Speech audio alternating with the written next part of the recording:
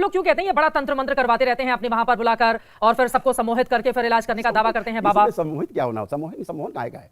इसमें काहे का सम्मोहन है? किसको किसको आप सम्मोहित करेंगे? आप स्वस्थ होते हैं, सबसे बड़ा सम्मोहन यही है। ये आप देखते हैं कि दसियों हजार लोग हर महीने इकट्ठे होकर दरबार से आके दीक्षा लेते हैं, हमारे बाबा से दीक्षा लेते हैं, हमारे गुरुदेव से। मैं दीक्षा देने का माध्यम हूँ, ठीक है, मैं अपने गुरुदेव की ओर से दीक्षा देता हूँ। तो वह क्यों आते हैं? कृतज्ञतावश कि वो स्वस्थ हुए हैं, उनका परिवार स्वस्थ हुआ है। तलाक के केसेज हैं, आप मेरे सामने खड़े करिए ना 2 तलाक लेने वाले लोग, और देखिए अगर आपके सामने इसी स्टूडियो में बुलाइए आप, अगर वो ये कहें आपके सामने कि हम तलाक नहीं लेना चाहते, बिल्कुल नहीं चाहते, आप उनका ब्रेन वॉश कर देंगे? बिल्कुल नहीं करते, स्मृतियां नष्ट हो जाएंगी गंदी।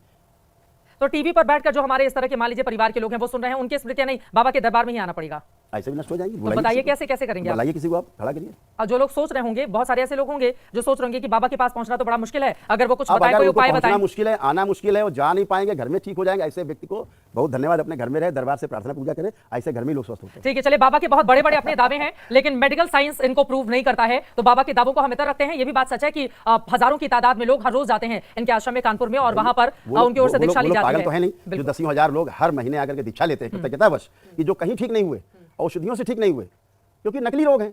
90% रोग ही नकली है व्यक्ति में, और उन नकली रोगों का जब असली इलाज चालू होता है एलोपैथी या किसी विद्या से भी, तो फिर जो केमिकल बॉडी में रक्त में मिश्रित होता है उसके कारण फिर रोग उत्पन्न होना शुरू होते हैं।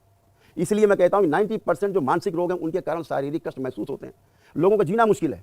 अगर वह नकारात्मक रोगी स्मृतियां नष्ट हो जाएं तो व्यक्ति को रोग है ही नहीं पहले से, केवल स्मृतियां हैं, उनके पूर्वजों की स्मृतियां हैं। दरबार उनके पूर्वजों की मुक्ति कराता है, पहले पूर्वजों की मुक्ति होती, पूर्वजों को जो कष्ट रहे अपनी स्मृतियां रही मृत्यु के समय की, वो स्मृतियां बनी रहती हैं वंशजों में। उन स्मृतियों के आधार पर रोग बनने लगते हैं। वैसे आप सुनते होंगे कि पिताजी को हार्ट अटैक हुआ था, मुझे भी हार्ट की समस्या है, दरबार कहता है बीमारी नकली है, ये बीमारी ही नकली है। पिताजी को ये कैंसर था, मुझे भी कैंसर हो रहा है, ये नकली बीमारी है। ठीक है, चलिए, आपके बहुत बड़े बड़े दावे हैं स्मृतियों को लेकर, नष्ट करने का आप दावा करते हैं, लेकिन हम नहीं जाते हुए, क्योंकि मेडिकल साइंस इन चीजों को प्रूव नहीं करता है। मैं आमंत्रित करता हूं दरबार में, खुले मन से आप सभी को आमंत्रित करता हूं कि आप जैसे लोग आएं और दरबार को आकर के पर्दाफाश करें, और अगर सत्य है तो उसको फैलाएं, असत्य है तो दरबार